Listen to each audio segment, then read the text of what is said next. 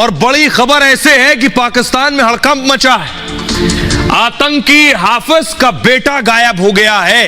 ये जिन्होंने भी किया है वो बड़ा एक स्ट्रेटेजिक सोच रखने वाले हैं, और ये रॉ वाले लोग जो हैं इनका ताल्लुक मोसाड से भी है, इनका ताल्लुक CIA से भी है, तो ये जानते हैं अपने टारगेट करना।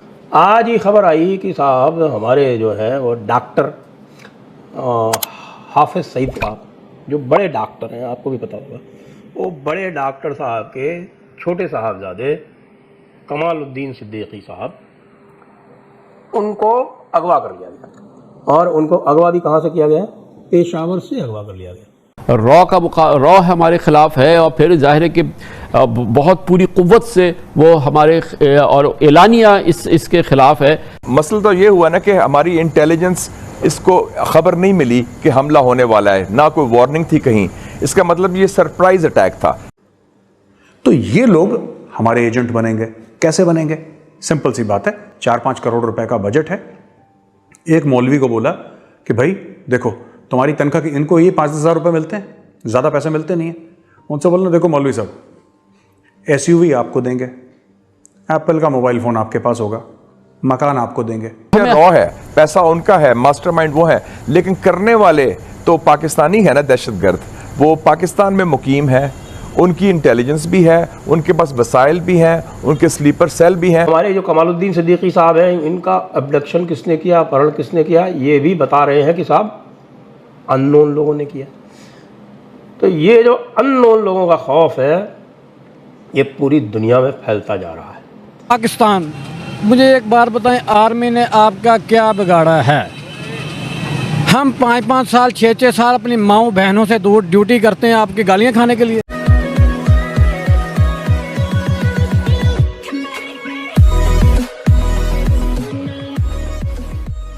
नमस्कार दोस्तों, अब यहाँ पर बात हो रही है कि जैसे अननोन गनमैन की बातें चल रही है, तो कोई ना कोई हर हफ्ते ठोका जा रहा है।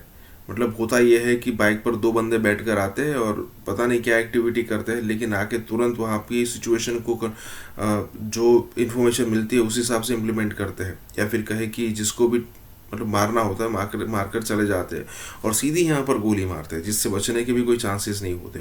पहले हुआ करता था कि 6 बार महीनों में एक न्यूज़ आया करती थी, अब तो ऐसी बात है कि हर हफ्ते कोई ना कोई न्यूज़ आती है। और सिचुएशन वहाँ तक पहुँच चुकी है कि हाफिज सईद जैसे जो आतंकवादी है उनके करीबियों को मारा जा रहा है। तो मतलब अब सिचुएशन ये है कि हाफिज सईद जैसे लोगों को अब डर तो बहुत लगता होगा। बाहर जाने की बात तो छोड़िए, जहाँ पर वो रह रहे होंगे वहाँ पर डबल, ट्रिपल, 4 टाइम सिक्योरिटी उन्होंने बढ़ा ली होगी। ऊपर से उनको ISI और आर्मी भी सिक्योरिटी दे रही होगी, उसके अलावा हाफिज सईद की पर्सनल सिक्योरिटी भी होगी वहाँ पर। तो यही बात हो रही है। इसी के साथ ही वीडियो शुरू करते हैं। अब ये कितनी अजीब बात है कि पूरी दुनिया में कहीं भी आतंकवादी महफूज नहीं रह सकता। क्या आतंकवादियों का कोई ह्यूमन राइट नहीं है क्या? ये सारे के सारे ह्यूमन राइट्स वाले क्या कर रहे हैं? यानी ये हो क्या रहा है? हमारे इतने होनहार आतंकवादी जो कि निज़ाम मुस्तफ़ा लाएंगे दुनिया में, पूरी दुनिया में, और निज़ाम मुस्तफ़ा से इस दुनिया को चलाएंगे, उनका अगर ये हाल होगा तो बाकी आप बताइए कि तो फिर सारे CIA वाले और सारे हमारे ये कनाडा के CSIS वाले ये करेंगे क्या? अब ये रा वाले क्या करना चाहते हैं, क्या प्रूव करना चाहते हैं? आखिरकार ये क्या मोसाद वाले हैं क्या? ये मोसाद जैसे आपकी इजराइल वाली है उस तरह से करेंगे ये? जो अधिकार गोरों को है वो अधिकार किसी भी भूरे काले को नहीं दिया जा सकता।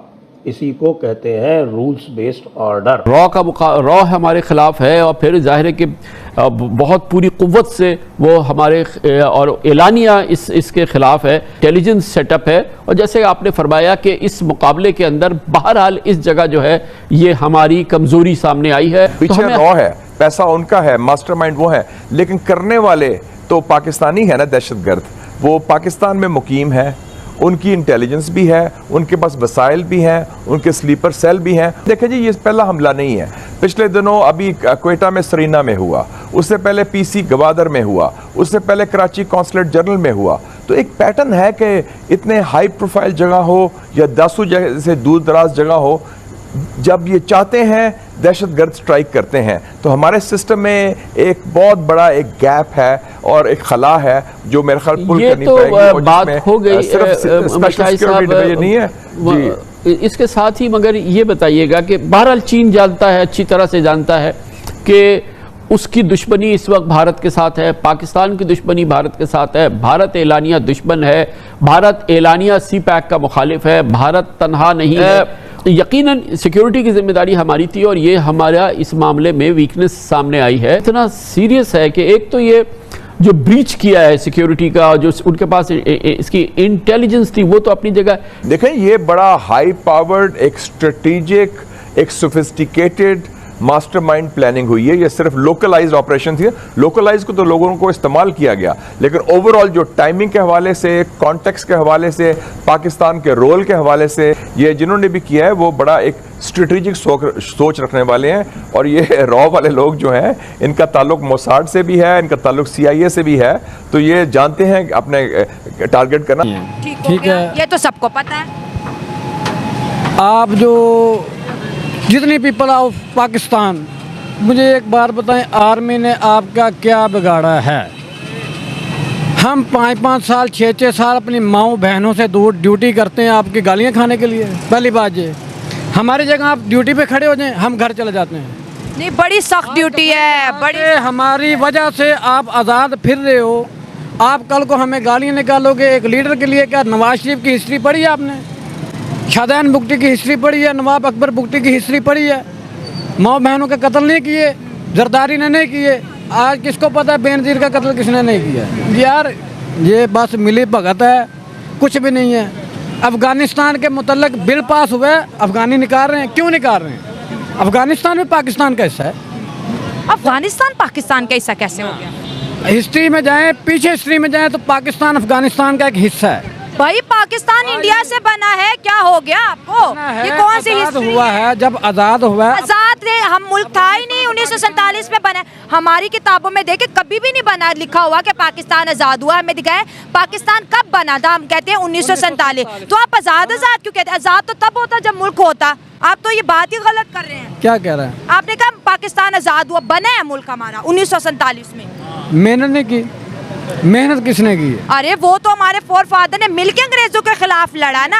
वो तो फिर कायदे आजम का मोटिव था कि भाई मुसलमानों को मशरकी और मगरबी पाकिस्तान को अलग मुल्क बनाना चाहिए, अलग मुल्क। तो गांधी ने कहा ठीक है कि बन जाए, कत्लो गारत से तो बेहतर यही है ना कि मुल्क बने। कितना खून खराबा और होता, लाखों लोगों की जानेगी। लेकिन हम बात करें बलोचिस्तान, अब चलो नाइला कादरी बलोच की अगर बात करें, वो इंडिया में बैठी हुई हैं। उन्होंने कहा है कि भारत हमारी मदद करे, हमें पाकिस्तान से रिहाई चाहती है। तो जब भी हमारा मुल्क करता है तो लोग भारत से क्यों मदद मांगते हैं?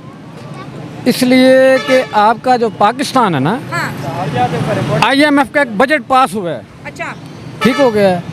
आप उसके कर रही हो, ठीक है। आपका बाल बाल कर रही है, आपकी आने वाली नस्ल कर रही है, अच्छा, ठीक हो सही गया। है। आपका अगर कोई अच्छा लीडर आ जाए, अब जैसे जस्टिस साहब आए हैं, सदारत संभाली है, अगर अच्छे निकले तो आपके पाकिस्तान का कर्जा माफ हो सकता है कि जितना पैसा टैक्स वगैरह आ रहा है, ठीक है। थोड़ा टैक्स नहीं आता, इंसान को मिल के जुल के फिर पाकिस्तान का देखना चाहिए कि यार ये मेरा मुल्क है। मैं बलोचिस्तान से ताल्लुक़ नहीं रखता, मैं किला द्रावर से ताल्लुक़ रखता हूँ, बहावलपुर से। मुझे 7 साल हो गए ट्रांसफ़र टू लाहौर। मैं अपने बाप के जनाजे पे नहीं गया। क्या मैं उस माँ का बेटा नहीं, उस बाप का बेटा नहीं हूँ? हमें फख्र है इन वर्दी वालों पर। करता हूँ। आप लोग जस्ट, मैं ऊपर जा रहा था, मैं जब आर्मी के खिलाफ बोलने में फिर वापस आया हूँ। अच्छी बात नहीं है यार, हमारी भी बहनें हैं, भाई है, आप हमारे भाई हो, ये हमारा मुल्क है। देखिए मैं एक चीज़ करूँ,